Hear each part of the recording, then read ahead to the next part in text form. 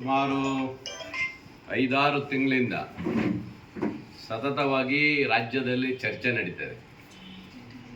ಈ ಚರ್ಚೆ ರಾಜ್ಯದಿಂದ ಹಿಡಿದು ರಾಷ್ಟ್ರ ಮಟ್ಟದಲ್ಲೂ ಸಹ ಚರ್ಚೆ ನಡೀತದೆ. ಸಹಜವಾಗಿ ಒಂದು ಪಕ್ಷ ಅಂತ ಹೇಳಿದಾಗ ಇದೆಲ್ಲ ಚರ್ಚೆಗಳು ಮುಂದಿನ ದಿನದಲ್ಲಿ ಬರುವಂಥ ಸಹಜ. ಇವತ್ತು ವರಿಷ್ಠರು ಏನು ತೀರ್ಮಾನ ಮಾಡ್ತಾರೋ ಅದೇ ಬದ್ಧ ಆಗಿರೋದು. ಬೇರೆ ಯಾವುದೇ ಕ್ರಾಂತಿ ಗೀಂತಿ ಎಲ್ಲ ತಪ್ಪು. ನೀವೇನು ಕ್ರಾಂತಿ ಆಗುತ್ತೆ ನವಂಬರ್ ಇದೆಯಲ್ಲ, ಅದು ಕ್ರಾಂತಿ ಅಲ್ಲ, ಶಾಂತಿಯುತವಾಗಿ ನಡೀತದೆ ಅಂತ ಅರ್ಥ. ಅಂದರೆ ಶಾಂತಿಯುತವಾಗಿ ರಾಷ್ಟ್ರೀಯ ನಾಯಕರು, ರಾಜ್ಯ ನಾಯಕರು ತೀರ್ಮಾನ ಮಾಡಿ ಸಂಪುಟ ವಿಸ್ತರಣೆ ಮಾಡೋದಿದ್ರೆ ಶಾಂತಿಯುತವಾಗುತ್ತೆ. ಅದರಲ್ಲಿ ಯಾವುದೇ ಇದಿಲ್ಲ. ಆಕಾಂಕ್ಷಿಗಳು ಎಲ್ಲರೂ ಇರ್ತಾರೆ. ನಾನು ಒಬ್ಬ ಆಕಾಂಕ್ಷಿ ಇರ್ತೀನಿ. ನನ್ನಂಥ ಒಂದು ಭಾಳ ಜನ ಆಕಾಂಕ್ಷಿಗಳು ಮಂತ್ರಿ ಆಗ್ಬೇಕಂದ್ರೆ ಇದ್ದಾರೆ. ಅದರಲ್ಲಿ ಎರಡು ಮಾತಿಲ್ಲ. ಬೇಡ ಅನ್ನೋಕ್ಕಾಗಲ್ಲ ಅಲ್ವಾ? ಅವ್ರ ಹಕ್ಕುಗಳನ್ನು ಕೇಳೋಕ್ಕಾಗಿದೆ, ಆಗಬೇಕು ಅನ್ನೋದಿದೆ. ಹಾಗಾಗಿ ಖಂಡಿತವಾಗೂ ನಮ್ಮ ಹಕ್ಕುಗಳನ್ನು ನಾವು ಮಂಡನೆ ಮಾಡಿದ್ದೀವಿ. ಕೊಡೋದು ಬಿಡೋದು ಅವ್ರಿಗೆ ಬಿಟ್ಟಿದ್ದು, ಅದೆಲ್ಲ ಅವ್ರು ತೀರ್ಮಾನ ಮಾಡ್ತಾರೆ. ಹಾಗಾಗಿ ಇದು ಒಳ್ಳೆ ರೀತಿಯಲ್ಲಿ ಆಗುತ್ತೆ. ನಾನು ಬಿಹಾರ ಚುನಾವಣೆ ಆದ ನಂತರ ಒಳ್ಳೆ ರೀತಿಯಲ್ಲಿ ಸಂಪುಟ ರಚನೆ ಆಗುತ್ತೆ ಅನ್ನೋದು ನಮ್ಮ ಭಾವನೆ. ಅದ್ರ ಬಗ್ಗೆ ಹೌದು, ಅವ್ರ ಕಾಲದಲ್ಲೇ ಇದು ಪ್ರಸ್ತಾಪನೆ ಆಗಿರೋದು, ಆ ಕಾಲದಲ್ಲೇ ಅದು ಡೆಲ್ಲಿ ಇದೆಲ್ಲ ಹೋಗಿರೋದು. ಆನಂತರ ನಮ್ಮ ಸರ್ಕಾರ ಬಂದ ಮೇಲೆ ನಾವು ಒಪ್ಪಿಗೆ ಕೊಟ್ಟು ಇದಕ್ಕೆ ನಾವು ಡೆಲ್ಲಿ ಕಳಿಸ್ಕೊಟ್ಟಿವಿ. ಈಗ ಕೇಂದ್ರ ಅವ್ರದ್ದೇ MP ಅವರು ಅವರೇ ಇದ್ದಾರೆ.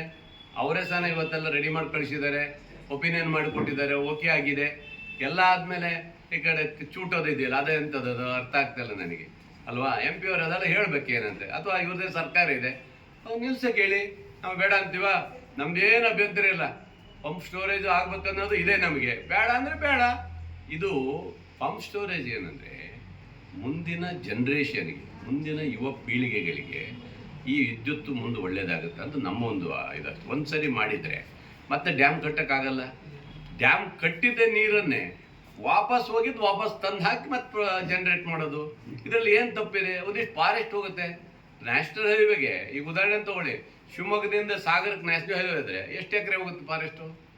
ಸಾವಿರಾರು ಫಾರೆಸ್ಟು ಎಕರೆ ಹೋಗಲ್ವಾ? 100 ಎಕರೆ ಹೋಗಲ್ವಾ? ಹೋಗುತ್ತೆ. ಅದಕ್ಕೆ ಇವ್ರ ಚರ್ಚೆ ಇಲ್ಲ. ಯಾರು ರೈತ ಸಂಘದ ಹೋರಾಟ ಇಲ್ಲ, ಆಮೇಲೆ ಇವ್ರದ್ದು ಹೋರಾಟ ಇಲ್ಲ, ಯಾರು ಪರಿಸರವಾದಿಗಳು ಹೋರಾಟ ಇಲ್ಲ ಅಲ್ವಾ? BJP ಇವ್ರದ್ದೇ ಇದು ನ್ಯಾಷನಲ್ ಹೈವೇ, ಇವ್ರೇನು ಕಣ್ಮುಚ್ಚಿ ಕೂತ್ಕೊಳ್ತಾರೆ. ಇಲ್ಲಿ ಮಾತ್ರ ಹಾಳಾಗುತ್ತೆ, ಕಾಡು ಹಾಳಾಗುತ್ತೆ. ಆಮೇಲೆ ಮಾಜಿ MLA ಹೇಳಿದ್ದಾನೆ, ಇದರಲ್ಲಿ ಲಂಚ ದುಡ್ಡು ಹೊಡೆಯೋಕ್ಕಾಗಿ ಮಾಡಿದ್ದಾರೆ ಅದು. ಅಂದರೆ ಇವರು ಇಷ್ಟು ವರ್ಷ ಮಾಡಿದ್ದು ಯಡಿಯೂರಪ್ಪ ಮಕ್ಕಳು ಹಾಲಪ್ಪ ಮಾಡಿದ್ದು ಅದೇನಾ? ದುಡ್ಡು ಹೊಡೆಯೋಕ್ಕಾಗಿ ಯೋಜನೆ ತಂದ್ರೆ ಇವರು. ಅದೇ ತಿಳ್ಕೊಬೇಕು ನಾನು. ಹಂಗಾದ್ರೆ ಸಿಗಂದೂರು ಸೇತುವೆಗೆ ದುಡ್ಡು ಹೊಡೆಯೋಕ್ಕಾಗೆ ಮಾಡ್ಯಾ ನೀವು ಅಲ್ವಾ? ಹಂಗೆ ಇಂಥ ಯೋಚನೆ ಬಿಡಬೇಕು, ಕೆಟ್ಟ ಯೋಚನೆ ಬಿಡಬೇಕು. ಜನರಿಗೆ ಒಳ್ಳೇದಾಗತ್ತಾ ಅದನ್ನು ನಾವು ಮಾಡೋಕ್ಕೆ ಹೊರಟಿರೋದು ಬಿಟ್ಟರೆ ನಮಗೇನಾಗಬೇಕು ಅದರಲ್ಲಿ ಅಲ್ವಾ?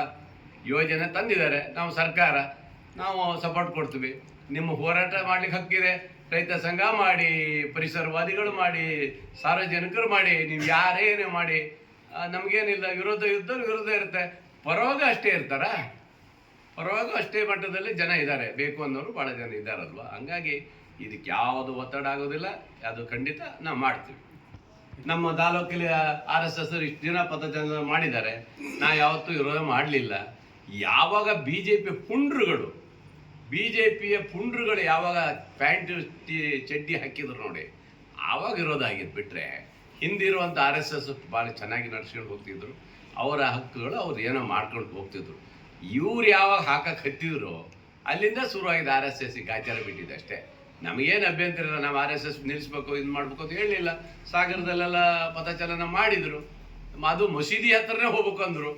ಕೊಡ್ರಪ್ಪ ಅಂದೆ. ಮಸೀದಿ ಹತ್ರನೇ ಅವ್ರಿಗೆ ಪಥಚಲನ ಮಾಡಕ್ಕೆ ಕೊಡ್ರಿ ಅಂದೆ. ಬೇಕಾದ್ರೆ ಒಳಗೆ ಹೋಗಾರನ್ನ ಒಳಗೆ ಹೋಗಿ ಬರೋಕ್ಕೂ ಹೇಳಿ ಅಂದೆ. ಅಷ್ಟು ಹೇಳಿದೆ. ಪಾಪ ಅವ್ರು ಒಳಗೆ ಹೋಗಲಿಲ್ಲ ಅಂತ, ಅಲ್ಲೇ ಮಾಡಿದ್ರಂತೆ. ಹಂಗೆ ಏನು ಬೇಡ ಅನ್ನೋಕ್ಕಾಗತ್ತಾ ಅಲ್ವಾ? ಹಾಗೆ ನಮಗೇನು ಅಭ್ಯಂತರ ಇಲ್ಲ.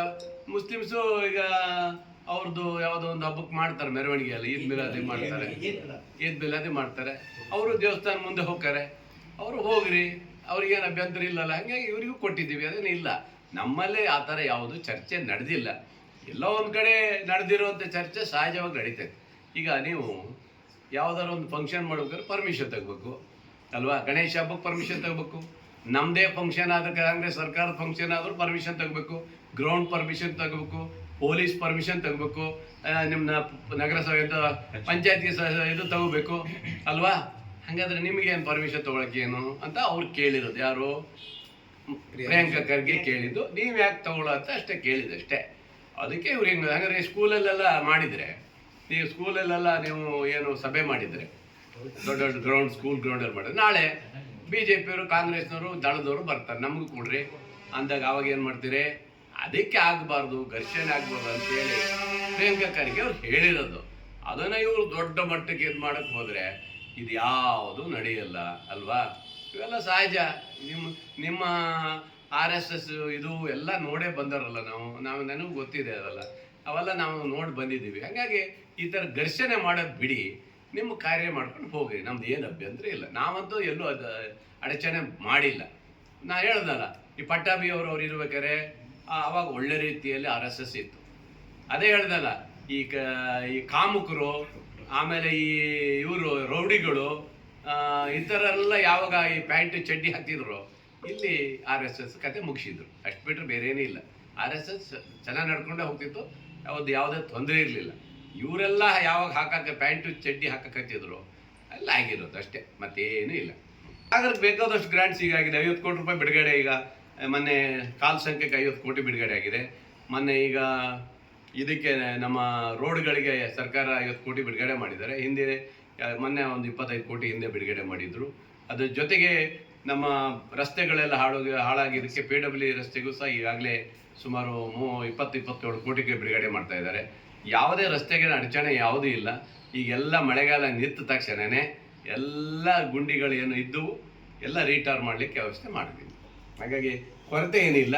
ನಿನ್ನೆ ಇರುವಂಥ ಕೊರತೆ ಇದ್ದದ್ದು ಸಹ ಮೊನ್ನೆ ಒಂದು 11 ಕೋಟಿ ಬೇಕಂತ ಹೇಳಿದರು PW ಅವರು, ಅದನ್ನು ಸಹ ನಿನ್ನೆ ಕೊಟ್ಟಿದ್ದೀನಿ.